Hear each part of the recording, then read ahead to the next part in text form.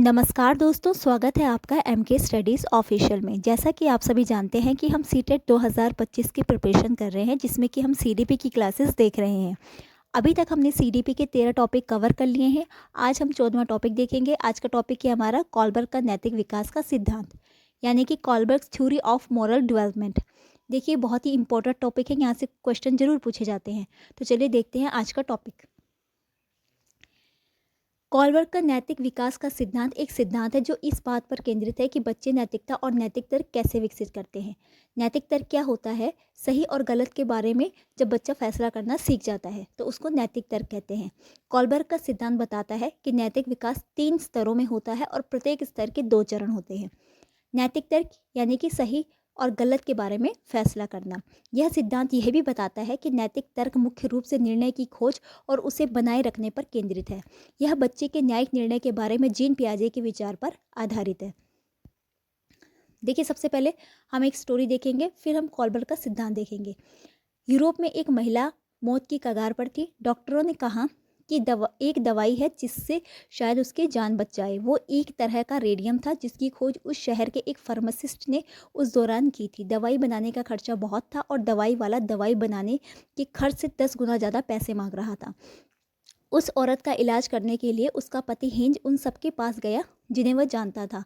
फिर भी उसे केवल कुछ ही पैसे उधार मिले, जो कि दवाई के दाम से आधे ही थे। उसने दवाई वाले से कहा कि उसकी पत्नी मरने वाली है, वो उस दवाई को सस्ते में दे दे, वह उसके बाकी पैसे बाद में देगा। फिर भी दवाई वाले ने मना कर दिया।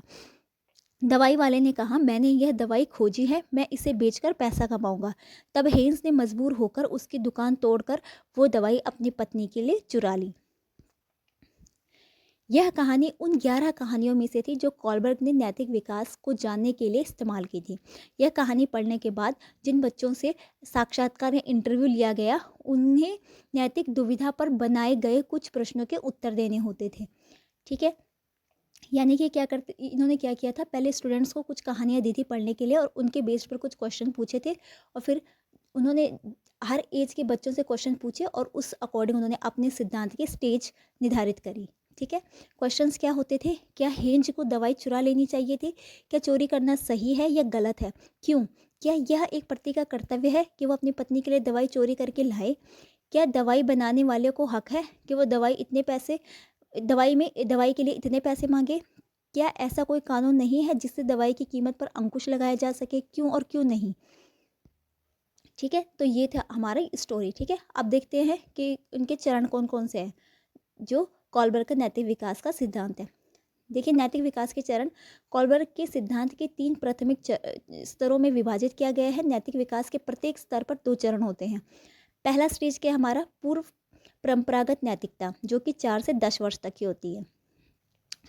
पूर्व परंपरागत नैतिकता नैतिक विकास के प्राथमिक अवधि है। इस आयु में बच्चे के फैसले मुख्य रूप से वयस्कों की अपेक्षा और नियमों के परिणामों से आकार लेते हैं। इस स्तर के 2 चरण होते हैं। पहला चरण आज्ञाकारिता और सजा है।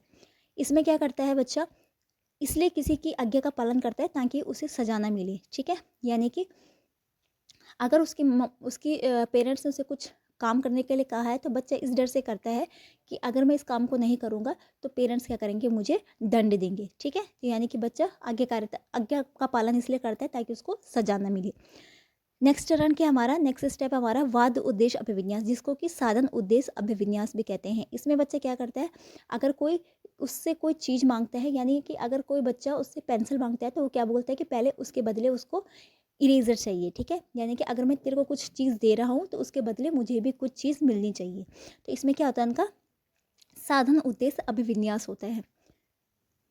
नेक्स्ट सेकंड स्टेज की हमारी पारंपरिक नैतिकता, जो कि 10 से 13 वर्ष तक की होती है। नैतिक विकास की अगली अवधि सामाजिक नियमों की स्वीकृति से चिन्हित होती है कि क्या अच्छा है और क्या नैतिक है। इस समय के दौरान किशोर और वयस्क अपने आदर्शों और समाज से सीखे गए नैतिक मानकों को आत्मसात करते हैं। देखिए, इसका फर्स्ट चरण क्या होता है? अच्छा लड़की या अच्छा लड़का या अच्छी लड़की अभिविन्यास। इसमें क्या होता है कि बच्चा दूसरों के सामने अपने आप को अच्छा दिखाने की कोशिश करता है। ठीक है, ताकि उसको दूसरा जो पर्सन है वो क्या समझे, अच्छा लड़का या अच्छी लड़की समझे। जैसे कि इस उम्र में एक बच्चे अक्सर क्या करते हैं कि जब कोई आपके घर में कोई रिलेटिव आते हैं या मेहमान आते हैं तो बच्चे क्या करते हैं, उनको उनसे बहुत अच्छा ट्रीट करते हैं, मतलब उन्हें उनके लिए चेयर लाएंगे, पानी पिलाएंगे, उनको चाय के बारे में पूछेंगे, ताकि उन जो जो उनके रिलेटिव्स हैं वो क्या करें, उनको अच्छा समझे। ठीक है, तो यानी कि इसमें अच्छा लड़का और अच्छी लड़की बनने की कोशिश करते हैं बच्चे। नेक्स्ट स्टेप क्या है, सामाजिक व्यवस्था बनाए रखना। सामाजिक व्यवस्था बनाए रखना या कानूनी व्यवस्था बनाए रखना, इसमें इस स्टेज के बच्चे क्या सोचते हैं कि जो कानून बने हुए हैं समाज के लिए, उन कानूनों को हमें फॉलो करना चाहिए। ठीक है, ताकि सामाजिक व्यवस्था बनी रहे। उसके बाद आता है हमारा थर्ड स्टेज, जिसको कि उत्तर परंपरागत नैतिकता कहते हैं। 13 से 16 वर्ष तक की होती है। ठीक है, पहले कौन सी थी, जो पहली थी वो 4 से 10 वर्ष तक की थी। फिर जो सेकंड स्टेज थी वो 10 से 13 वर्ष तक की थी, और थर्ड स्टेज है जो वो 13 से 16 वर्ष की है। ठीक है, इसमें क्या होता है, इसमें सबसे पहला चरण क्या होता है, सामाजिक अनुबंध और व्यक्तिगत अधिकार। देखिए, सामाजिक अनुबंध क्या होता है, जब लोग क्या करते हैं, एक समूह अपने अधिकारों की रक्षा के लिए कुछ अधिकार को छोड़ने के लिए और एक प्राधिकरण को स्वीकार करने के लिए सहमत होता है। इसका मतलब जैसे कि सरकार है जो, ठीक है, सरकार कैसे काम करती है, सरकार सामाजिक अनुबंध के अंदर ही काम करती है। क्यों, क्योंकि सरकार क्या करती है, अपने नागरिकों के लिए नियम बनाती है, लेकिन उसको ये नियम बनाने का अधिकार किसने दिया है, उन आम लोगों ने वोट देकर दिया है। ठीक है, यही हमारा क्या है, सामाजिक अनुबंध है।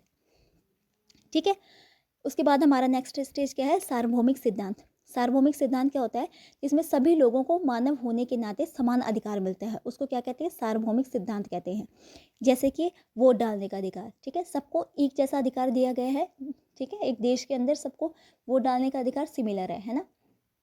जैसे कि इंडिया ले लो, ठीक है, तो ये क्या है, हमारा सार्वभौमिक सिद्धांत है। तो इसमें इस स्टेज के बच्चे सार्वभौमिक सिद्धांत मतलब सबको एक जैसा अधिकार के बारे में भी सोचते हैं। ठीक है, कॉलबर्ग के सिद्धांत की आलोचना, इसकी आलोचना क्या की गई थी, पुरुष और महिलाओं के नैतिक तर्क में सांस्कृतिक अंतर को महत्वपूर्ण नहीं माना था। ठीक है, एक तो ये, और दूसरा क्या था, इन्होंने जो तीनों स्टेज बनाई है वो सिर्फ मेल जो वॉइस थे उनको टारगेट किया, उन्होंने लड़कियों को इसमें इन्वॉल्व नहीं किया गया है। ठीक है, तो ये भी इनकी क्या थी, कमी थी, क्योंकि इन्होंने लड़कियों को इस सिद्धांतों में इन्वॉल्व नहीं करा है, उनके कोई विचार नहीं जाने गए हैं, सिर्फ लड़कों को ही इसमें इन्वॉल्व किया गया है। तो ये सबसे बड़ी इनकी आलोचना थी, इनके सिद्धांत की। ठीक है, तो ये था हमारा कॉलबर्ग का नैतिक विकास का सिद्धांत। आई होप आप सभी को अच्छा लगा होगा। देखिए, आप अगर आपको क्लासेस अच्छी लगेंगी, पसंद आ रही है, तो लाइक कीजिए, शेयर कीजिए, सब्सक्राइब करें। मिलते हैं नेक्स्ट क्लास में, तब तक के लिए धन्यवाद।